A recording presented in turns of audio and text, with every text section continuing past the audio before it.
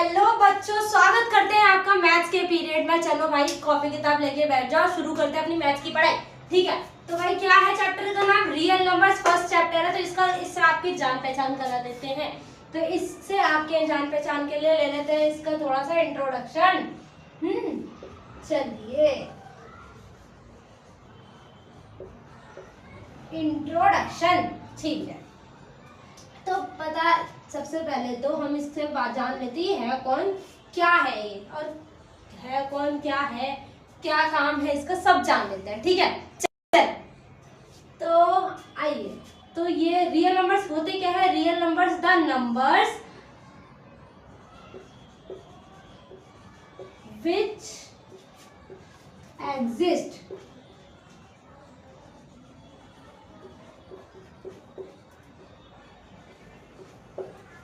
on the number line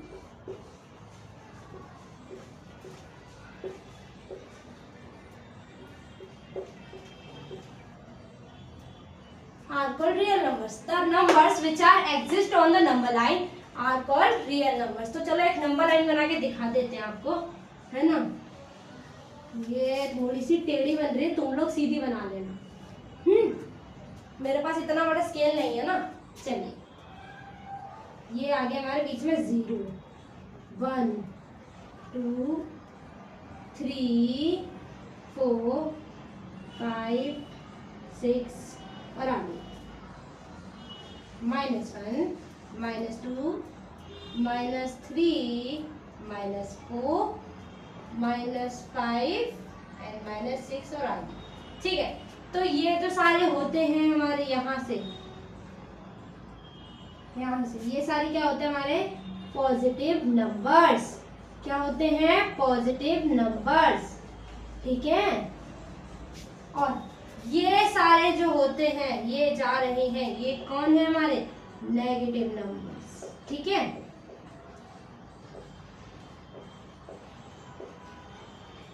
ये वाले भी रियल नंबर होते हैं, ये वाले भी रियल नंबर होते हैं।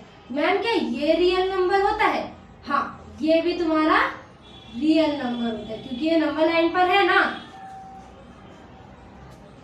नंबर लाइन पे है, तो ये तुम्हारा रियल नंबर है। ठीक है, चलो एग्जांपल दूं क्या तुम लोगों को? मान लो -81 -1 2 3 5 4 माइनस का, है ना, और प्लस में भी दे देते हैं। तो 73 81, ये सारे क्या हो गए तुम्हारे? Real numbers. ठीक है, और 0 भी लिख देते हैं, वरना आप लोग कहेंगे कि मैम आपने तो बताया लिखा ही नहीं, तो 0 भी। चलिए ठीक है, चलिए आप इसे नोट डाउन कर लो, फिर आगे बढ़ते हैं आगे पेज पे।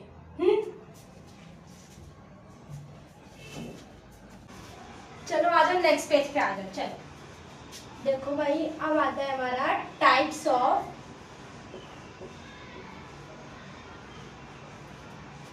Real number.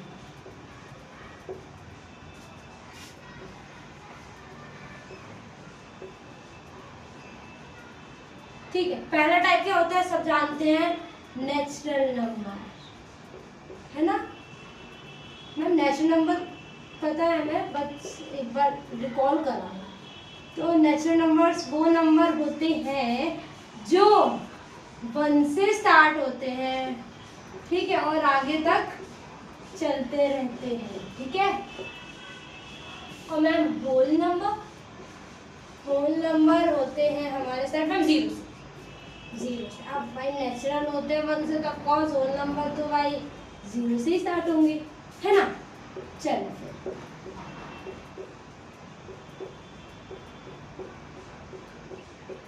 चलिए ठीक है, अब आगे बढ़ते हैं। अब आता है हमारा second. Okay ma'am, natural number होगा, होल नंबर होगा, इंटीजर्स।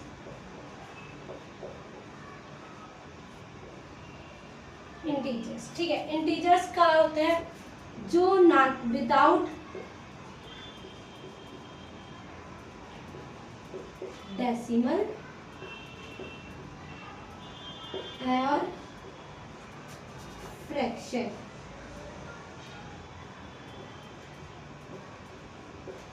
ठीक है, ऐसे नंबर जो विदाउट डेसिमल और फ्रैक्शन होते हैं उन्हें हम इंटीजर्स कहते हैं। एग्जाम्पल जैसे कि -2 है ना, 3, 4, -21, -11, -9, +10 etc। ज़्यादा लगती है, चलो कोई बात नहीं। चलो ठीक है, अब आते हैं हमारे कौन से रैशनल नंबर्स।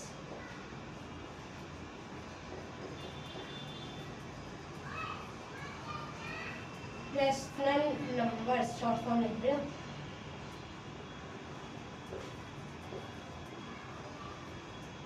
ये कौन से नंबर्स होते हैं जो कि रिप्रेजेंट कैसे होते हैं, पी वाई क्यू की फॉर्म में रिप्रेजेंटेड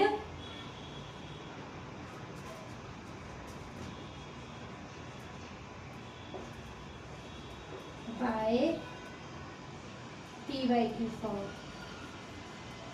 ठीक है, एग्जाम्पल, इसका भी एग्जाम्पल दे देती है, यहाँ दे देती हूँ, यहाँ दे देते हैं ना, जगह नहीं रहता इसके लिए।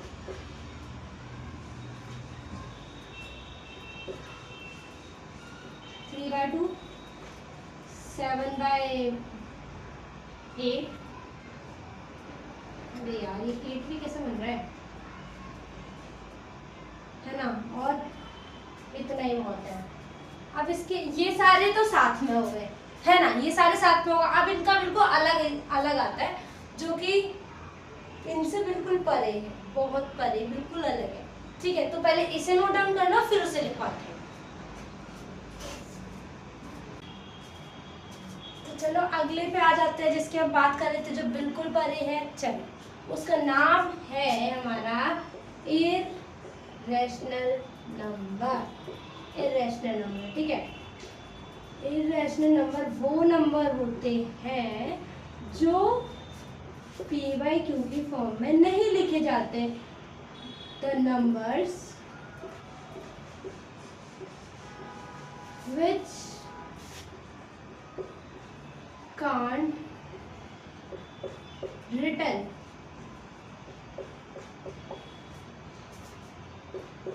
in the form of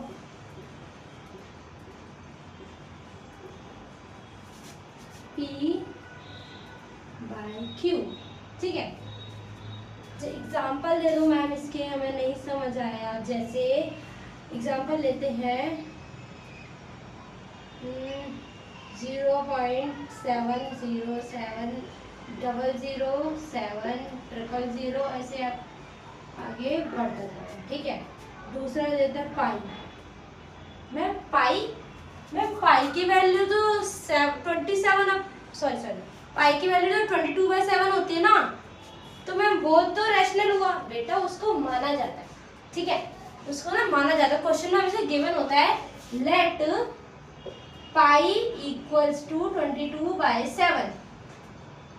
ठीक है, तो उसको माना जाता है, वो होती नहीं है, उसकी कुछ एग्जैक्ट वैल्यू बहुत ज़्यादा बड़ी होती है, मतलब वो आती ही नहीं है कुछ, वैसे उसको 3.14 आगे तक होता है, पर उसकी वैल्यू इरेशनल मानी जाती है। ठीक है, और होती है इरेशनल है। ठीक है, और एक और बता दो मैम, पी वाई क्यू की फॉर्म में नहीं होता है, जो ये देखो 0.566666 ऐसे तक आगे तक बढ़ती जा रही है। ये तुम्हारी क्या है, जीरो इरेशनल। ये सारी डिजिट क्या होती है तुम्हारी, इरेशनल, जो कि पी वाई क्यू की फॉर्म में नहीं लिखी जाती। तो चलो अब बढ़ते हम प्राइम फैक्टराइजेशन की तरफ पे। ठीक है, चल so let's move to the prime factorisation. चलो चलते हैं।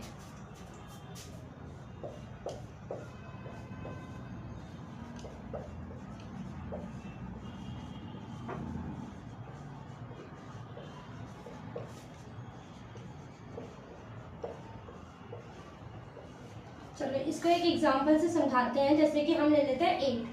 ठीक है, 8 का अगर हम फैक्टर करें तो क्या क्या नंबर्स आएंगे, 2 × 4, 4 × 2 और 8 × 1 = 8 और 1 × 8 = 8।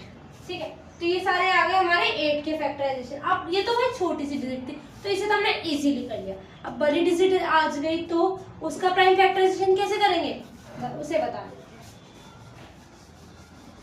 जैसे अभी कोई इजी से डिजिट लेते हैं 180 लेते हैं, ठीक है, तो 180 देखते हैं। सबसे पहले हम उसका एलसीएम ले लेते हैं।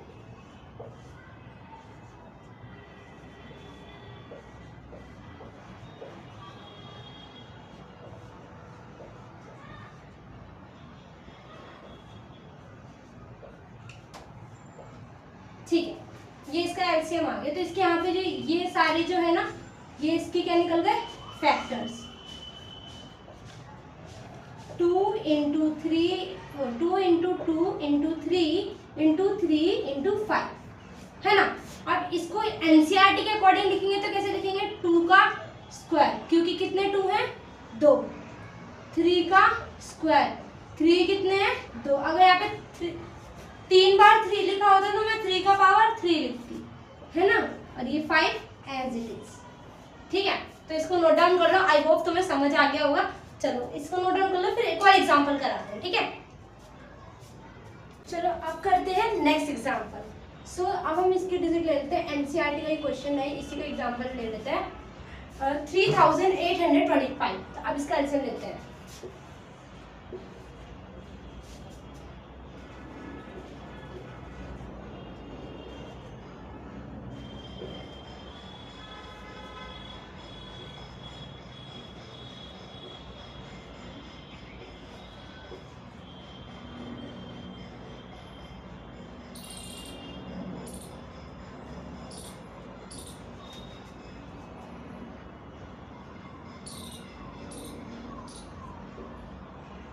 अभी शायद हमारा 3 से डिवाइड होगा, है ना। 3 से डिवाइड 51, ये दोबारा 3 से हो जाएगा। 70, अब क्या आ गया, 79, ठीक है। अब इसको राइट, इसका प्राइम फैक्टराइजेशन लिखने का तरीका क्या होगा, इसका प्राइम फैक्टराइजेशन का तरीका होगा हमारा 5 इंटू 5, 3 इंटू 3 इंटू 7। या और एनसीईआरटी के सॉल्यूशन से देखा जाए तो 5 का स्क्वायर, क्योंकि 5 कितने टाइम्स है, 2 टाइम्स है ना।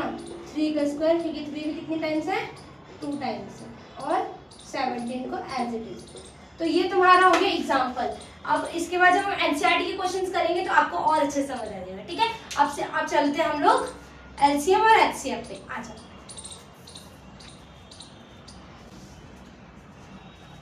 तो चलो चलते हैं एलसीएम पे, ठीक है। एलसीएम, तो इसको मैं एक एग्जांपल से समझाती हूँ ताकि तुम्हें और अच्छे से समझ आए। तो एग्जांपल बहुत सिंपल सा ले लेते हैं, 18 एंड 15, ठीक है। तो एलसीएम लेने में ना और एचसीएफ में एक डिफरेंस होता है छोटा सा। एलसीएम में क्या होता है, दोनों डिजिट को हम साथ में उनका फैक्टराइजेशन करते हैं, लेकिन एचसीएफ में क्या होता है, उन्हें अलग अलग, सॉरी, दोनों को अलग अलग करते हैं प्राइम फैक्टराइजेशन। ये हमारा 3 के टेबल से दोनों जा रहे हैं, तो इसको 3 के टेबल से डिवाइड कर देंगे। अब बच्चे कहेंगे मैम 5 तो अपने टेबल में आता है और 6 2 के में आता है, 3 के में आता है। तो पहले हम इसको 3 से कैंसिल कर देते हैं। अब 2 भी अलग टेबल में आता है, 5 भी अलग टेबल में आता है। पहले 2 को कैंसिल कर दो, 5 को, अब 5 3 के टेबल में नहीं आता था तो मैंने उसको एज इट इज उतार दिया, ठीक है। 2 बन जा 2, 5 मैंने एज इट इज उतार दिया। अब 5 के टेबल से कैंसिल हो जाएगा, क्लियर हुआ। अब इसका हम क्या निकालेंगे, एलसीएम। 3 इंटू 3 इंटू 2 इंटू 5, 3 3 सा 9, 9 2 सा 18 और 18 5 सा 90, ठीक है। अगर तुम्हें टेबल नहीं आते तो मल्टीप्लाई कर लेना, ठीक है। चलो, तो एलसीएम तुम्हारा क्या आ गया, 90, क्लियर हुआ। फिर हम एनसीईआरटी करेंगे, उससे भी तुम्हें अच्छे से समझ आ जाएगा, ठीक है। So let's move to the HCF, ठीक है। अब एचसीएफ टॉपिक करते हैं और ये सबसे लास्ट टॉपिक है। एचसीएफ का एक एग्जांपल ले लेते हैं। चलो 18 और 15 ही ले लेते हैं।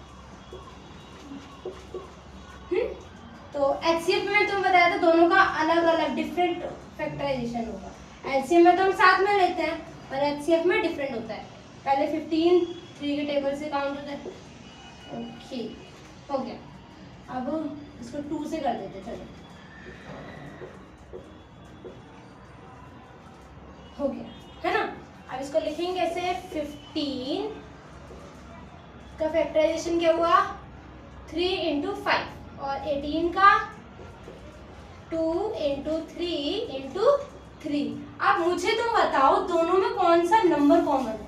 इसमें कौन सा नंबर कॉमन है, 3, है ना, 3 कॉमन है। तो HCF क्या आ गया, 3 आ गया। सिंपल, बहुत आसान था। NCERT करेंगे और अच्छे समझ आएगा, बिल्कुल टेंशन लेने की जरूरत नहीं है। 10th क्लास बहुत आसान है ना। और हाँ, एक इम्पॉर्टेंट क्वेश्चन करा रही हूँ अभी बोर्ड्स में, ये बहुत रिपीटेटिव क्वेश्चन है, बहुत आसानी से और बहुत मजे से पूछ लेते हैं वो लोग बिना देखे। तुम्हें भी इसकी प्रैक्टिस करनी है क्योंकि हमें तो भाई अच्छा स्कोर करना है, ठीक है। चलो तो चलो करते हैं इम्पोर्टेंट फॉर्मूला जिसके बारे में तुम्हें बता रही थी। फॉर्मूला है x × y = HCF × LCM। ये है वो फॉर्मूला। मैम LCM HCF तो रिलेटेबल है, मतलब पता है हमको, लेकिन ये x और y क्या है बेटा, ये नंबर्स है जिनका तुम LCM निकालते हो ना, वो ये है फर्स्ट नंबर और ये है सेकंड नंबर, ठीक है।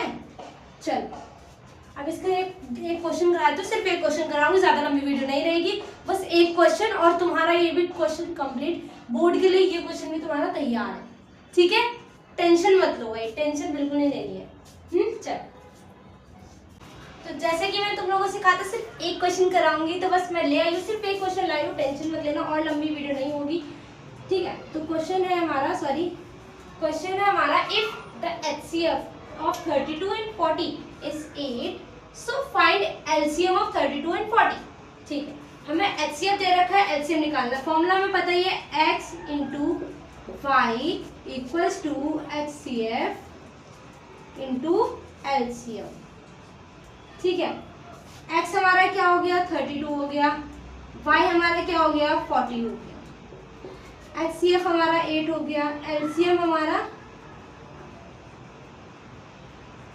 हमें LCM तो उनको निकालना है, ठीक है। तो ये जो मल्टीप्लाई में है ना, उस इक्वल के इस तरफ आके डिवाइड में हो जाएगा।